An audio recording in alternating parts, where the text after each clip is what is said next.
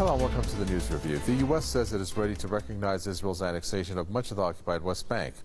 A State Department spokeswoman said Washington is prepared to recognize Israeli actions to extend sovereignty and the application of Israeli law to areas of the West Bank as being part of Israel. She, however, asked Israel to agree to negotiate with the Palestinians.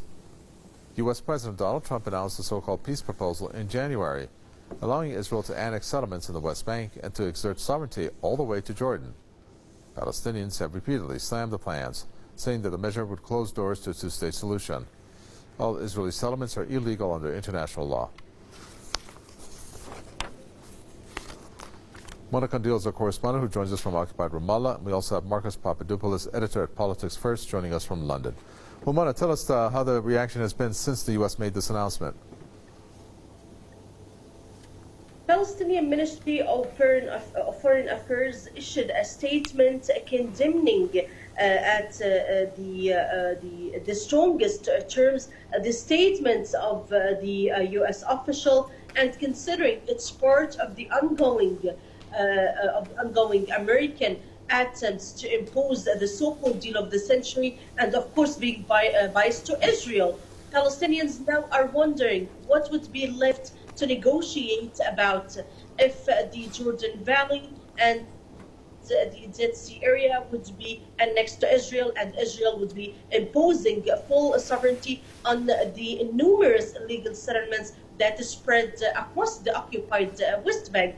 And of course, the so-called deal of the century and the new American statements would give the Palestinians a capital, not even in East Jerusalem, Al-Quds, but at the outskirts of Jerusalem, Al-Quds, giving the Palestinians only lands to have their future independent state. However, this state would be on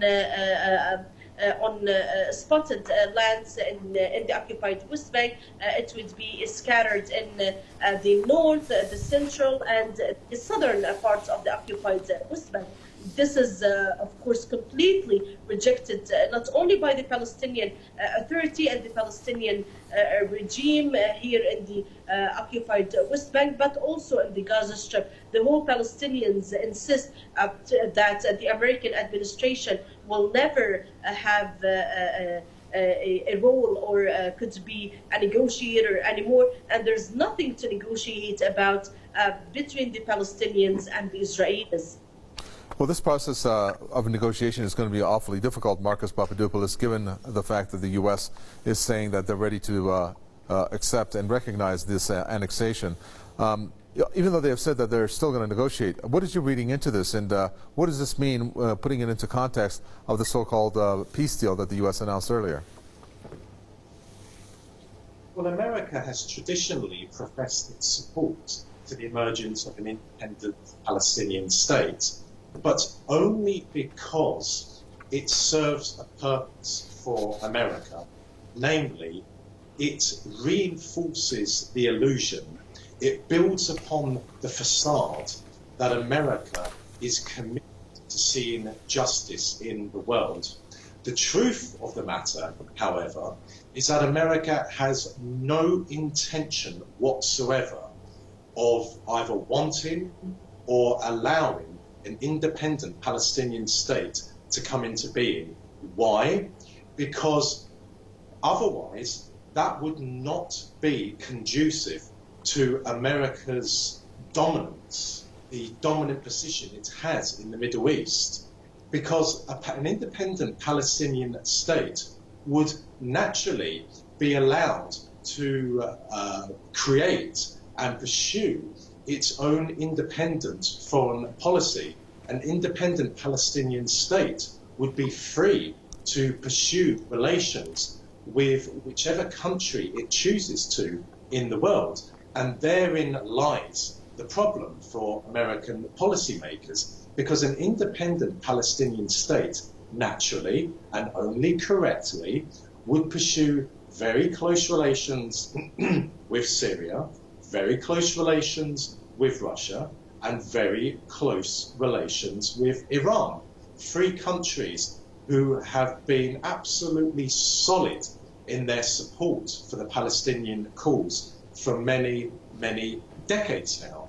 And the Americans view an independent Palestinian state as giving Russia, Syria, and Iran new presence, new influence in the Middle East. So that is why the Americans have absolutely no inclination at all to allow an independent Palestinian state to emerge, because it would not serve the purposes of America in the Middle East, which is to safeguard its dominance of the region at all costs.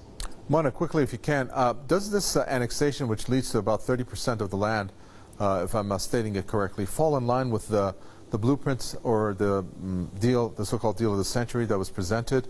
Because there were some things there that the architect Jared Kushner had mentioned in terms of the way the land is going to be divided. Does that fall into line with that? Do you know?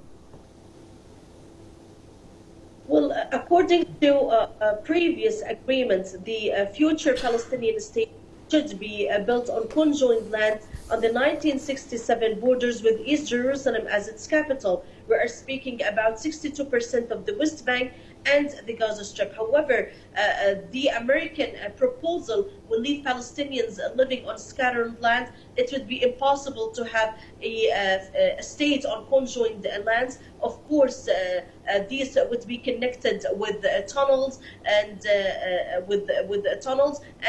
special roads to the Palestinians. So, in a way or another, this means strengthening the occupation, leaving Palestinians only 30 to 35% of the occupied West Bank to have their land on.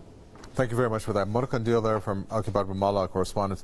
And thank you, Marcus Papadopoulos, editor at Politics First from London. And that does it for the news review. Thanks for tuning in.